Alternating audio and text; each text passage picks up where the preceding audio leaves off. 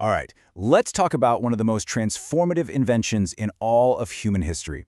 It's a story that starts with a search for eternal life, but ends up completely changing how we live, how we fight, and even how we build our world. Yep, we're diving into the explosive history of gunpowder. And you know, this quote from Friedrich Engels really gets to the heart of it all. Gunpowder blew up the feudal castles and also shattered the privileges of the knightly class. That's the key idea here. This simple chemical mixture didn't just win battles, it completely rewrote the rules of society. You just gotta love the irony here. The whole thing kicked off with a quest for immortality, and what they found was one of the most effective tools for, well, the exact opposite.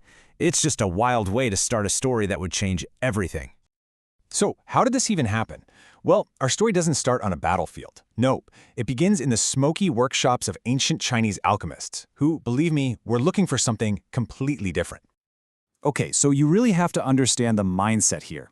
In China, alchemy wasn't about turning lead into gold like you might see in European stories. It was all about trying to conquer death itself.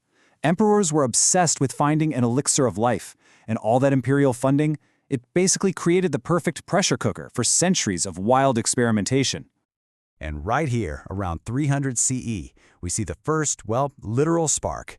An alchemist named Ji Hong writes down this recipe for a strange new mixture. Now, he had no idea what he was really sitting on, but the ingredients were all there. You've got saltpeter for the oxygen, and then fuels like resin and charcoal. The secret sauce for gunpowder was basically hiding in plain sight. Fast forward to the 9th century, and oh boy, they'd figured it out, and not in a gentle way. We have this text, which is basically a warning to other alchemists, and it says, "Flames arose, burning their hands, faces, and even the entire house." Yikes. They mixed saltpeter, sulfur, and honey, and the results were, let's just say, dramatic. They'd stumbled onto something they now knew was seriously dangerous. So, as you can imagine, a powder this dangerous wasn't going to stay in the alchemist's lab for long. It was about to get a major upgrade, from a mystical curiosity to a full-blown weapon of war. And this shift from lab accident to weapon of war happened fast. I mean, within a century of figuring out what it was, they were already strapping it to arrows. By 1044, the Song dynasty government had official, standardized military recipes.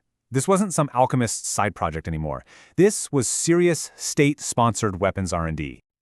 So, the big question is, how did they make it more powerful? Well, it all came down to one key ingredient: saltpeter. That's the oxidizer that really fuels the bang. As you can see here, over the centuries, they just kept upping the percentage of saltpeter in the mix. They went from a formula that kind of just fizzled and burned to one that created a truly devastating explosion. It was all about getting that recipe just right.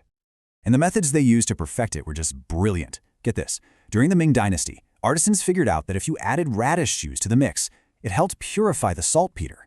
Apparently, it would absorb all the gunk, leaving behind a much purer and much more powerful ingredient. I mean, how clever is that? That's some seriously impressive ancient chemical engineering. But, you know, having the right recipe was only half the battle. The form of the powder was just as important. See, a fine powder was a total nightmare. It would separate during transport, it soaked up moisture like a sponge, and it just didn't burn very well. The solution? A total game changer: granulation. They figured out if they wet the powder and dried it into tiny little grains, it was stable and it burned way faster and more powerfully. This was the tweak that turned a little fizzle into a huge, wall-shattering boom. And with that kind of explosive power, the world was about to solve a military problem that had stood for centuries. I'm talking about the single biggest obstacle of the medieval age: the castle wall. I mean, think about it. For centuries, the castle was the ultimate weapon of defense. Those massive, thick stone walls were nearly impossible to break. An army could camp outside for months, even years, trying to starve them out, and still fail. The castle's power pretty much defined the entire political and military landscape. And here's the solution. Gunpowder completely changed the physics of warfare. It wasn't about material versus material anymore, a strong sword hitting strong armor. Suddenly, it was energy versus material. You're unleashing stored chemical energy against a wall.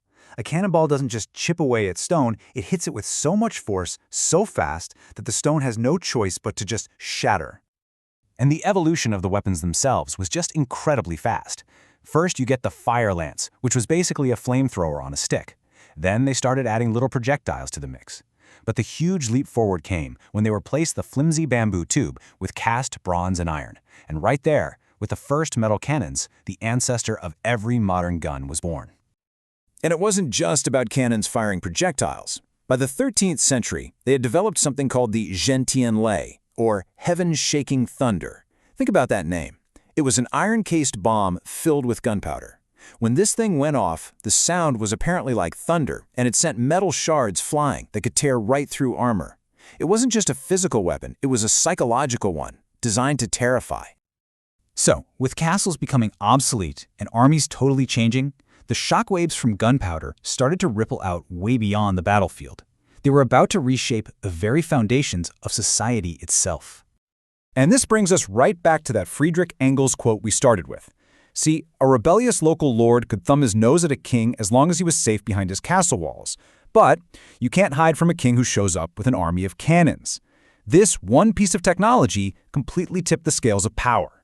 It shattered the old feudal system and paved the way for centralized governments and what we now think of as the modern nation-state. And while the military revolution was obviously huge, gunpowder's impact didn't stop there. It also became this incredibly powerful tool for industry and, surprisingly, even a source of art and celebration.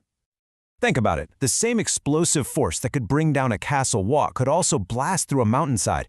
Gunpowder completely revolutionized mining and construction. It let us dig canals, build roads, bore tunnels. Basically, it gave humanity the power to reshape the planet on a scale and at a speed that was just unimaginable before. But there's one last amazing twist to this story, because the very same substance that was used for all this destruction was also used to create moments of pure beauty and wonder. So you have to ask, right? After all this talk of war and blowing things up, is destruction gunpowder's only legacy? Not even close. The creativity here is just awesome. Back in the Song Dynasty, artisans weren't just making noisy firecrackers. They developed these super elaborate fireworks, including something called drug-fired puppets. Basically, they were paper figures rigged with a bunch of little gunpowder charges. When they were lit, the puppets would dance and fly and spin around. It was like an explosive ballet, a form of kinetic art, all powered by the exact same stuff that was knocking down castle walls. And that really leaves us with something to think about, doesn't it? Gunpowder is the ultimate double-edged sword, a technology that can be used to build our world or to tear it down, to create weapons of war or beautiful works of art. And it makes you wonder, what invention today holds that same incredible, terrifying, and maybe even beautiful power to do both?